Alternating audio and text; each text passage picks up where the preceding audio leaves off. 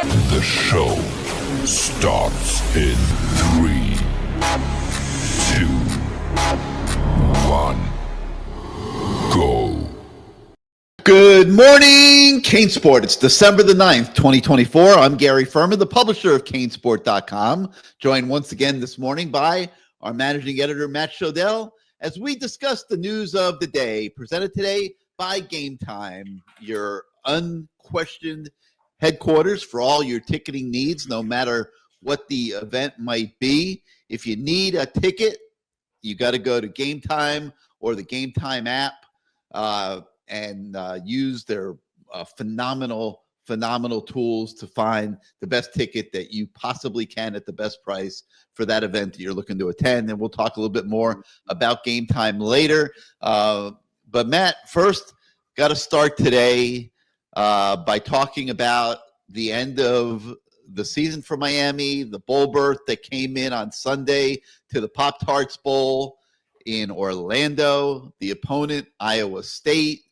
Man, I'll tell you, when you find a way to find disappointment at the end of a football season, sometimes it just snowballs on you. And, you know, Miami's got to get itself fired up to go play this game against Iowa State. Obviously, they want to win it.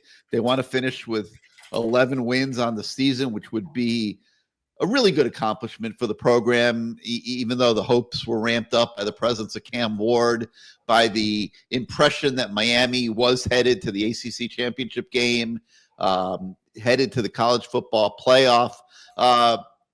11 wins, okay, Pop-Tarts Bowl, Orlando, Iowa State.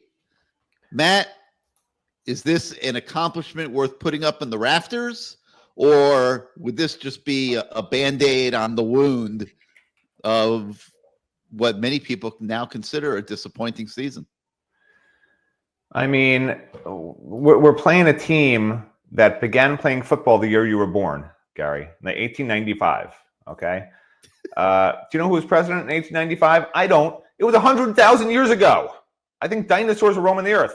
Like, I don't need to play a team that hasn't won 10 games since 1895. You know, they've been terrible. Like, we complained about Miami being bad for 22 years.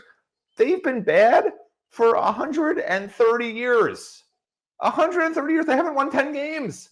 And this is who we're playing. We're supposed to say this is a successful season because they won 10. We're 10-2 and we could win 11 games by beating a team that's been bad for 130 years. I mean, you know, I don't know. I don't relish this bowl game. You know, I don't.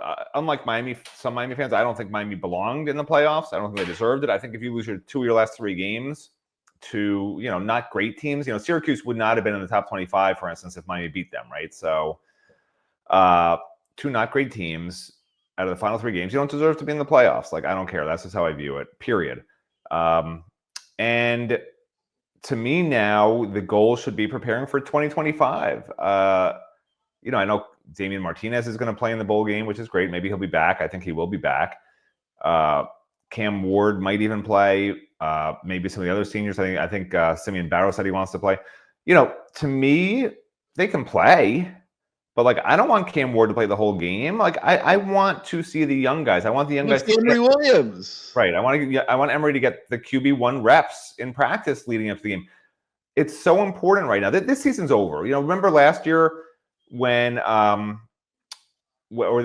years ago when I said, listen, the season's over, start playing the young players, like midway through the year. You know, why are we wasting our time with the starters? Like, I get it that Mario wants to win as many games as possible, but once you're, whatever the record was, you know, 4-4, whatever the heck it was, like, once you're out of what you can achieve for that given season, you've got to throw everything away and start for next year, period.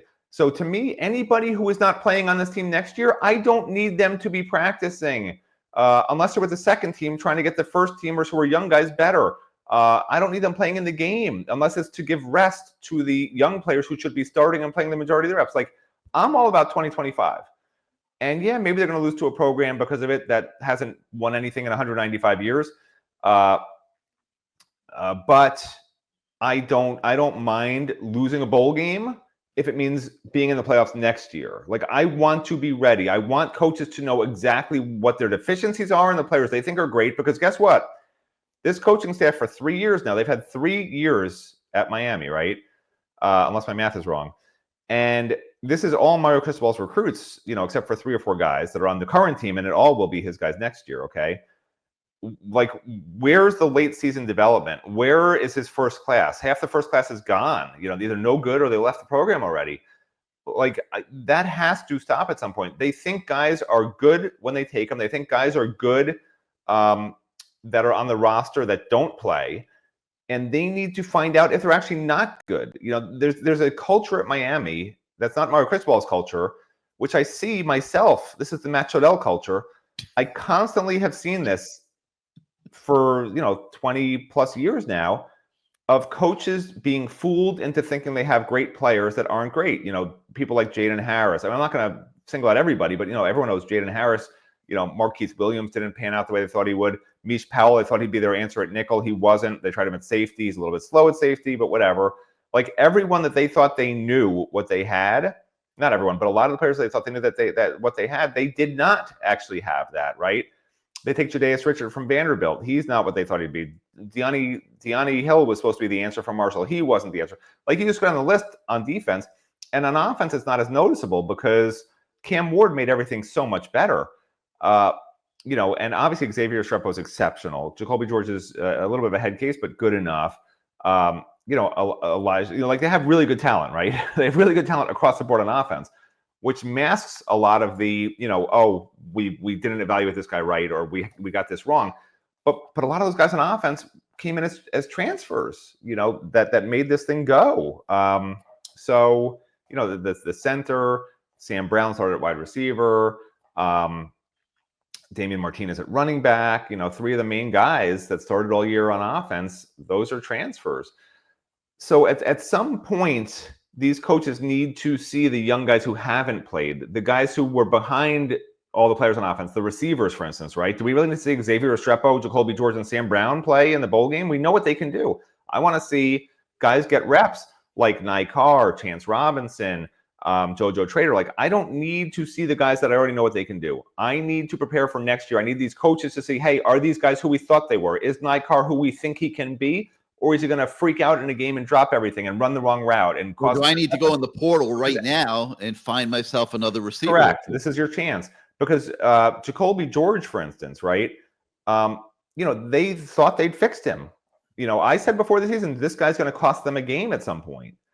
And they thought they fixed him. And at some point, I thought they fixed him too. Just like I thought when I predicted 10-2 before the season, I thought they fixed that too. And I started saying, okay, I'll go with undefeated. You just stand up and take a bow for all these predictions you made. I predicted 10-2. That's the whole point. The predictions here, pounding my chest. Oh, geez, I predicted 10 I'm wins. literally telling you the opposite of that, because what I'm saying is I made those predictions and then I changed them. I said Jacoby George would cost them a game. Then I said he's playing great. It's no problem anymore. I said they're going to go 10-2. Then I changed it. I said I think they're going to be undefeated. So I was wrong. But in the end, it turned out to be what we thought it was. And it's like Gladiator 2. I don't need to see another Gladiator movie. I already know what happens with the Gladiators. I saw Gladiator 1. I don't need Gladiator 4, 5, 6. You don't need to do Oppenheimer 2. We know what happened. Okay? We know about Rome. We know what happened to the Gladiators. So, I don't need to keep seeing this movie over and over again. It's very disheartening, which is why I just want to blow up the older guys. I'm sorry. See the young guys and see what they can do. And everyone's celebrating, oh, Damian Martinez is playing. Oh, maybe Cam Ward will play. Oh, all the Iowa State older players are playing. This is amazing. The culture of college football is fixed for this game, These games, people call them meaningless bowls for a reason. And they're not meaningless if you give them meaning. And to me, that meaning is next year. Yes. Oh, my God. I agree with you. The meaning is next year because this year's over, bro. It's over. It's a great way to put it, man. Give the game meaning, but create the meaning. I'm with you 100%. Is there a difference between a 10-win season and an 11-win season that ends in the same place? Oh, this is the other thing I want to tell you, right? I do not want to hear Mario, if they win this bowl game, all offseason. We're on a major trajectory. We won 11 games. We haven't done that since 2000. That's all they're going to be talking about. I don't want to hear it, Mario. I do not want to hear about how great your program is now. But he's got to go out and win games at the end of the year and make the playoffs, then you can start bragging. Yeah, but he has to go out and sell this program to recruits, and that's the talking point. You can tell the recruits. I don't want to tell the media that and the fans that. We went from 7 wins to 11 wins this year. We are right there at the top of college football, and we're right on the cusp, and you can make the difference. He's got to do it with guys in the portal right now, and then they're going to go head first into 2026 recruiting sooner rather than later. So, I mean, I don't think we can ignore that 11th win does create a talking point. I mean, they're going to have kids out to bowl practices. It does. It's a talking point. But I agree with you totally. I don't know that the talking point. I would risk the talking point because if you win, you're going to have the talking point no matter what. But I would put that talking point at risk to get a real read, like not a phony read, a real read on where my young players are right now coming out of this regular season. And, where can I help this team in the portal? Is so-and-so maybe not quite as ready as I thought they might be? What do I need to do in the portal right now? You could figure that out over 15 bowl practices that I think you're allowed to have. And then it's not, that's spring practice. The bowl, but it's not going to be 50. It's going to be more like 10. It's an hour. It's an hour per day thing. There's some weird formula to it. Okay, but the point is you're going to have several practices, because I don't know the exact number, where you could see how these young guys respond to a game preparation scenario. And then can they go out on game day and execute a game plan? To me, that's where you create the meaning of this meaningless bowl game. You make it an exercise, a final exam for all of your players that didn't get to play a whole hell of a lot this year. And listen, that doesn't mean you have to be bad. I mean, they feel Emory Williams is potentially elite. Let's start finding out. Make him game plan for 2 weeks. Let him go out there and have this game and show what he can do. The running backs, Damian Martinez already tweeted that he's planning to play. No problem there. But this is an opportunity to give Jordan Lyle the lion's share of the playing time and see, is he ready for that kind of role going into the 2025 season? Because on his limited time that he played, like, he looks to me like he's probably the best running back on the team. Let's find out. Let's feature him in that bowl game. Let's see what, Arroyo should be done. He doesn't belong in a college football game again. Let's see what Riley Williams can do as a featured tight end. Let's see what Elijah Lofton can do. The kid's a beast. Let's see what he can do if you give him the stage. Build a game plan around the versatile skills of Elijah Lofton. That's giving meaning to this meaningless bowl game. Let's see what JoJo Trader can do. Let's see what Nye Carr can do. Let's see what Chance Robinson can do, like you mentioned. I want to see McConaughey out on the field at defensive end. Let's see what he can do. I want to see Justin Scott play the entire ball game. Let's roll Artavius Jones out there a little bit. I don't know if Josh Horton's healthy yet. Let's take a look at him. Let's take a look at some of these young linebackers. We don't need Francisco Manoa out there in this game. Let's let Popo Aguirre take this thing. Let's see, what he can do. You could go on and on and on and on. I mean, this is a golden opportunity, like you say, Matt. And again, I can't believe I agree with you. You can give meaning to this absolutely undeniably meaningless bowl game, the Pop-Tarts Bowl, December 28th, 3:30 in the afternoon in Orlando. You can give meaning to this game by utilizing your young personnel and getting an absolutely better read on where you are as a football program right now, so you're not chasing ghosts, so that you know where you are and what you have. And Matt, I hope they do it. You got to weigh that with the PR benefits of an 11th win. I'm sure a lot of the current players who have been playing all year, they feel like they want that 11th win, and I get it all. But in the big picture of the program, turning this thing into a showcase of your young talent, to me, makes so much more sense. Will Mario go that route? No, he will. You and I both know he won't. That's what's annoying about it. He wants to win. I get it. Like you said, he wants to be able to sell whoever on the fact they're going to win 11 games for the first time since 2002. And yeah, that's something to hang your hat on, obviously. The trajectory is up, 5 wins to 7 wins to 11 wins, right? That seems pretty good to me. The problem is it's almost like that 2017 team where it's not really quite the same mirage, but it is in a sense because the way it ended was so abysmally bad that it's almost like if he doesn't change something major on defense, whether it's position coaches en masse or the coordinator, he's got to do something on defense because the noise out there right now is just so bad, that I don't know what he's going to do. I don't know. I'm not. I don't want to sit here and start criticizing coaches. I mean, listen, the coaches and the players were in it together. They failed. I mean, and there's different ways that you could process it, and you can make excuses if you want. But there's a bottom line. Pretty much every ACC game that this team played was tight in the fourth quarter. And they were life or death to win the ones they won. And they lost 2 of them, which is what's going to happen when you're life and death. And we've been watching this under every head coach that's been here, Al Gold and Randy Shannon and Mark. This is what this program has been for so long. This is what this program is trying to get away from being. And, that comes with a truth. And Mario is big on truth. He talks about it. He usually backs it up. I don't think he's going to put his head in the sand on this. Look, Cam Ward did say, I think he said something like last night that that he's going to be tossing the ball in the bowl game or something like that. So, I'm not, regardless, I'm still not sure.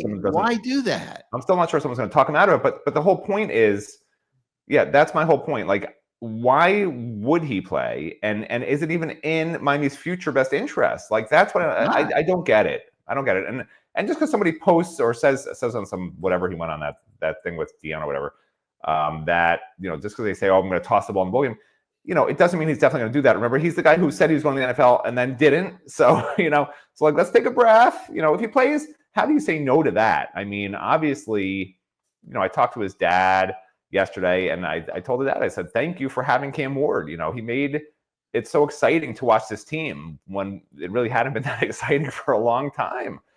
But again, I stand by, I would not play him the whole game. Maybe play him for a half. You need to find out what you have. It's to me, it's so much more important to find out where Emory Williams is after this entire year of practice. We haven't seen him since the FSU game of last year, other than, a little mop-up duty this year. But give him the game. Make him prepare. Make him film study. Make him act like he is the starting quarterback and let him show you that you can count on him for next year. Because we don't know that we can. We love Emory. Greatest kid in the world. As seriously, top shelf. And I mean, we think he's going to be good, but we don't really know, and we don't know if he's ready, and neither does he. So let him go out there and prove he's ready to the coaches, to the fan base, to himself, and then maybe you look at the transfer portal right now a little differently. I mean, right now you're looking at the transfer portal and saying, "Man, I've got 3 young quarterbacks, none of whom is really proven. I got to find myself somebody who's proven to come in here and compete." To be the starting quarterback next year. And, maybe they do that either way, but man, wouldn't it be great to just really know where Emory is right now? Can he go out there and beat an Iowa State team that, I don't think is really good? I mean, I know they've won 10 games in a pretty average conference. The head coach does a great job there. They've pulled upsets through the years and stuff. I mean, they're a worthy opponent for them. This is going to be the Super Bowl, but I agree, man. I just don't see why you would put Cam Ward out on that field with everything that's in front of him now that he's earned this year. And it just doesn't make sense to me, but I'm sure, on the flip side, I'm sure he's sitting there saying that I want to be there for my teammates and we are a brotherhood and we committed to do this season and I want to finish this season right. So, if you're Mario Cristobal and Cam Ward walks in your office and says that to you, you're not in the greatest situation. you're going to tell him, no, you can't play in the bowl game. So this is a tough one for Mario. There's a reason why these coaches get paid the money they get paid. I mean, they got to make tough calls and tough decisions. But to me, the important thing is no heads in the sand. That is not Mario's style. I don't, think it is. I mean, I think, he always recognizes where his issues are. The question is, what can he do about it? And, he has hired for, coordinators multiple times since he's had the head coaching job here. Shannon Dawson came through for him this season. Lance Guidry really didn't. But what can he do about it? If he does want to replace Lance Guidry, who can he go get is the biggest question. Because if he can't go get a freaking whale, then you don't need to replace Lance Guidry. Lance Guidry is fine as a defensive coordinator. But the question I have is, I was listening to Nick Saban over the weekend, and he was sitting there on game day, and he had Sarkisian on one side and Kirby Smart on the other. And I'm sitting there thinking to myself, these are two of the best teams in the country with head coaches that were his assistants on his good teams. They were his coordinators. And I'm thinking to myself, this guy gets it. You got to have studs working for you in this game. It's too tough. If you want to talk about winning 11, 12, 13, 14 games competing for championships, man, you better have freaking killer whales working for you at pretty much every level. Nick Saban got that, and he always hired that. And did and really, that was the foundation for his greatness, was that he understood how important it was that he have great people working under him, and he wasn't afraid to do it because they weren't going to undermine his authority because he's Nick Saban. And I don't know if obviously Mario's not at that level of stature, but that doesn't mean Mario doesn't need that level of expertise. And so this is all tough stuff that's going on behind the scenes, decisions that have to be made moving forward here. And it's really, really interesting. But we do have some subplots, and we have a story on the website today with Cam Ward's dad, who talks a little bit about his son and the Miami experience and the process that he's going through and deciding whether he's going to play in that bowl game. So make sure that you check that out.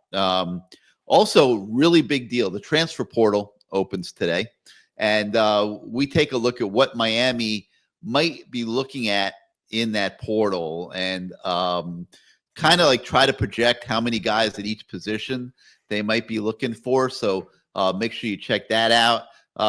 Matt, this is a big transfer portal window for me. I look at this team and listen, whether you win 10 games this year or 11 wins next year, I mean, that's your bar now. Like it or not, that's your bar. And if you don't reach that bar, your season's disappointing and people are going to be disappointed. And, it's funny, sometimes people joke that when coaches get head coaching jobs, they don't want to get too good too quick because then people expect them to be good. Well, now year 3, good season, fun season, exciting product on the field.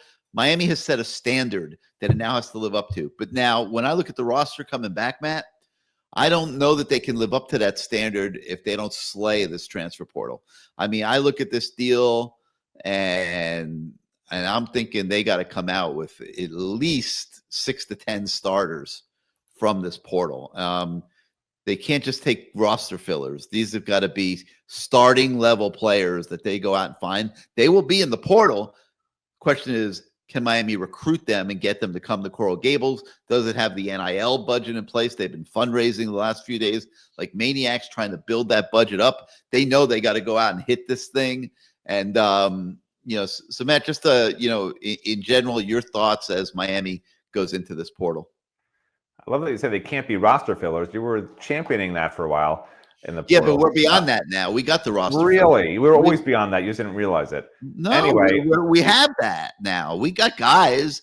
I mean, they've had a couple good recruiting classes. Yeah, I'm not going to rehash everything we went over. We don't have impact players, Matt. We don't. We still, to this day, don't have impact players at Miami. There's no Ed Reed out there. There's no Ray Lewis out there. There's no Andre Johnson out there. There's no Michael Irvin. There's no Lamar Thomas. We don't have those type of players in the program right now. So here's my problem with the whole portal and the way that Mario tends to attack it. Okay, there are some guys already that he's offered that we're hearing that maybe he's interested in. You know, a couple of linemen, offensive linemen from Liberty, a Vanderbilt lineman maybe, an FAU safety maybe, the Tulane quarterback Darian Mensah, and I'll give you this. So my thing is I want transfers who were really good at major programs, right? Because how many times now have we seen Miami take these guys who were really good at Houston or Marshall or some of the lower level, or Washington State? Washington State's a pretty good program. Yeah, that's a good program. They were 500 team. No, but that's a top level program. Cam Ward performed extremely well against top level programs. What I'm trying to say is, if you're at Liberty, are you playing all the top teams? Washington State played top teams every year, and Cam Ward did exceptionally well against them. You know, they played Washington twice, right? They went to a national title game, and he ripped them apart. I mean, that's what I want to see. What I don't need to see is a guy who you're projecting based on maybe some film, and I know coaches love film, but when you see film of guys blowing up smaller, slower opponents, they look great. You don't always know how they're going to respond when they go up against a whole different level of guy. Samson and a prime example is, Darian Mensah, right? 2 years ago, a 3-star, redshirted at Tulane, and this year got his opportunity to start, and he was very good. 22 touchdowns, 6 interceptions, can run the ball. A very, very agile, able, accurate, strong-armed quarterback. The issue there is, again, Tulane doesn't play this top level schedules, and he very well may be somebody that I think Miami may target. I think they will target him. The only top level program he played against this year was Oklahoma. And in that game, he was 14 of 32 for 165 yards passing with a touchdown and an interception. That's the measuring stick, right? Now, you could argue that Tulane's other players weren't good enough, but then by the same token, when they play other teams that are bad, does that mean that he's so good? It's almost like this whole playoff thing where people want to punish, if Georgia had lost, well, now you got to punish Alabama because then, Georgia isn't that good, and the win that Alabama had over Georgia doesn't mean as much. It's like you can't keep reversing stuff. At some point, you have to just take guys who are making big-time plays like Cam Ward did against major programs at his program. If Tulane played 4 major programs this year and the guy was blowing it up against those 4 guys, I'd be like, this guy's a free agent. But he didn't. So as good as his stats were at the Tulane level, I wouldn't call him a free agent. Now, does he have all the potential in the world to be great? Yes. But he right now, at this minute, is not a free agent. My definition of free agent is a guy who is at a major level program or playing consistently against major level programs and doing really, really well.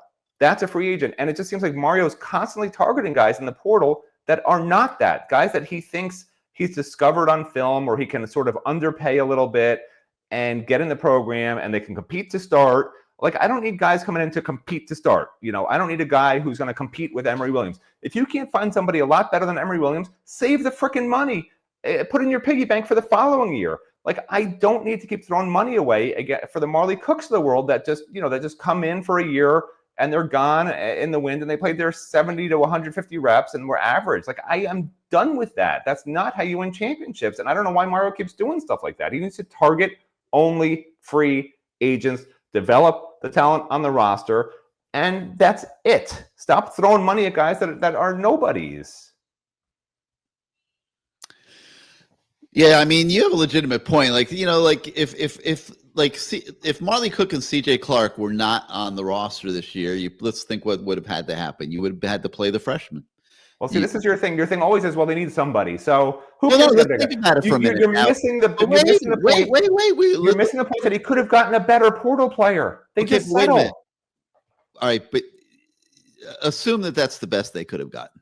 Okay, how can that be? I do not buy that at all. That is a falsehood.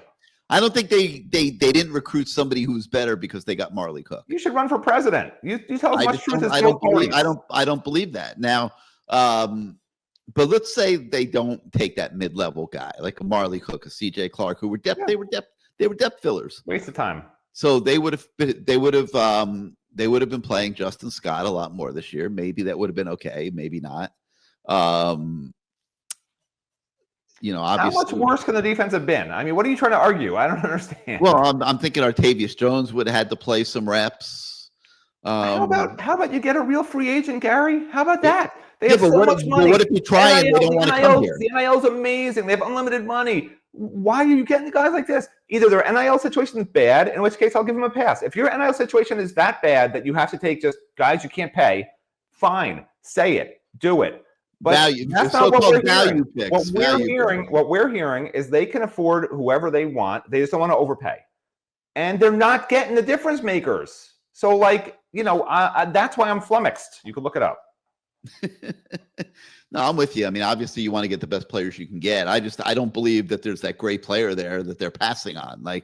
So we look at the defensive lineman in the portal last year that they didn't get. I mean, I have a file here. I can look at it. Who they went after and get. That'll bore the crap out of everybody. Like people will be falling asleep on their way to work. Right. They're already waiting for their sleep meds to wear off. As they're driving to work now. You don't want to have people crashing into walls because they're sleeping while you go through the portal and look at every defensive tackle.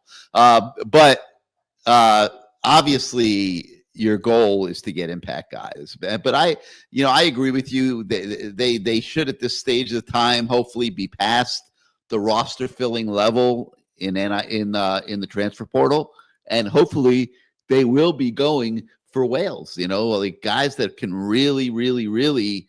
I sound like Stephen Wagner on that one. I'll just say guys that can really make an impact next year, and we will be following this every step of the way. The portal opens this morning. There's going to be a lot of activity already. We're seeing some, Miami guys going out there. Christopher Johnson's going to be in the portal. Bobby and Robbie Washington have said they're going to be in the portal.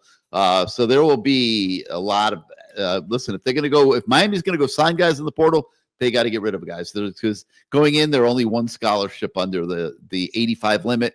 We're waiting to hear some clarity as to whether the ACC is going to go to 105. We don't know that yet. But as of right now, Miami's one under the 85 limit. So we'll see what happens there. But there will be guys leaving as well as incoming. We will be covering it every step of the way.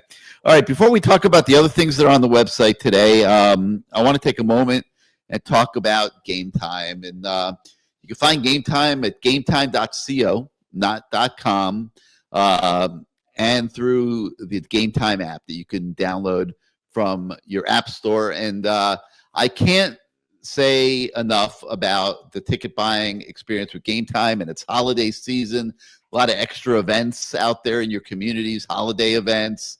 You have time off from work. You might want to go see a show or a concert.